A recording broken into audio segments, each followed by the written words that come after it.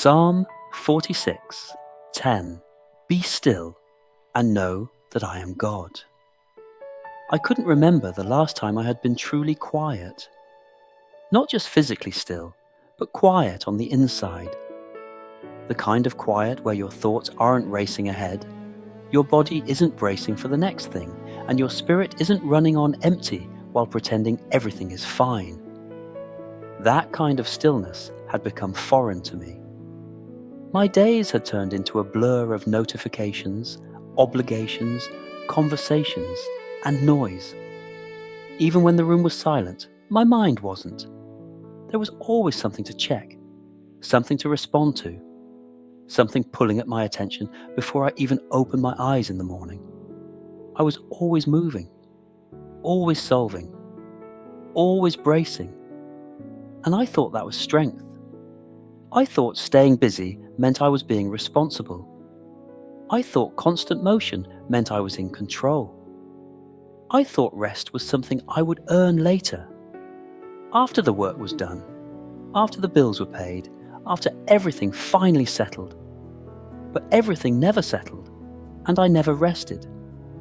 One evening, I found myself sitting alone after everyone else had gone to bed.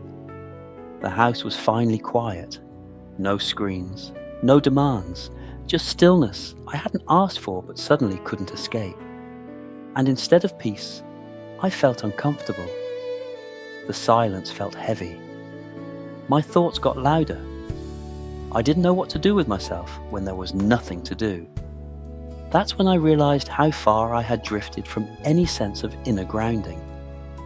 I had been so focused on managing life that I had forgotten how to simply be present in it. And in that stillness I had avoided for so long, a verse surfaced that I hadn't thought about in years. Be still and know that I am God. Psalm 46:10. It's a short verse, one line. But that night, it felt like it was asking something of me I wasn't sure I knew how to give. Be still. Not be productive. Not be prepared. Not be strong. Just still. I sat with that word for a while. Stillness. It sounds passive. It sounds like doing nothing. But the more I thought about it, the more I realized it's not nothing at all. Stillness is an act of trust. It's choosing to stop striving and remember that God is still God, even when I pause, even when I'm not fixing, even when I step back and let the silence exist without filling it. The verse doesn't say, be still and figure it out. It doesn't say, be still and make a plan. It says, be still and know. Know that He is God. Know that He is present. Know that your worth isn't measured by your output, your usefulness, or how fast you move. That's not laziness. That's grounding. It's the difference between running on anxiety and standing on something solid.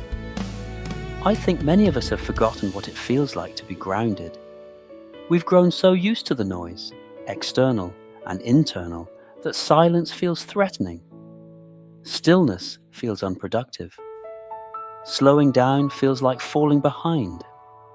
But God doesn't ask us to be still because He wants us to be passive.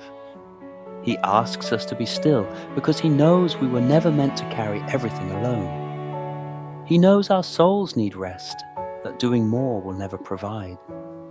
He knows that sometimes the most powerful thing we can do is stop and let Him be who He already is. That night, I didn't pray long prayers. I didn't read chapters of scripture. I just sat there, breathing, letting go of the urgency I had been dragging behind me for months. And slowly, something shifted.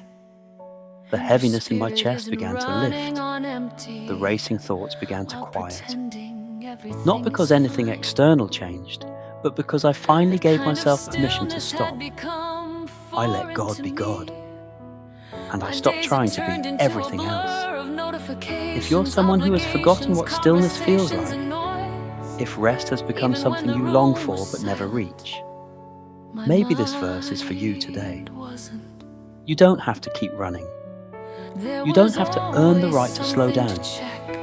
You don't have to fill every silence with more noise just to feel like you're doing enough. Sometimes, the most faithful thing you can do is stop. Be still. Not because the world has paused, it hasn't, but because your soul needs something the world cannot give. In the stillness, you remember who God is, and you remember that you don't have to hold it all together, because He already does. Let the silence come. Let the noise fall away.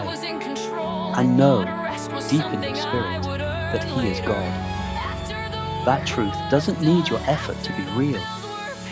It just needs your stillness to be remembered.